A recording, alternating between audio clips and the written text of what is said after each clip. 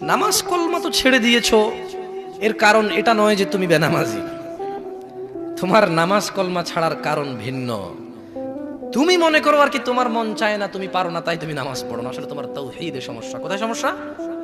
মানে আল্লাহ, মানে আল্লাহ কে?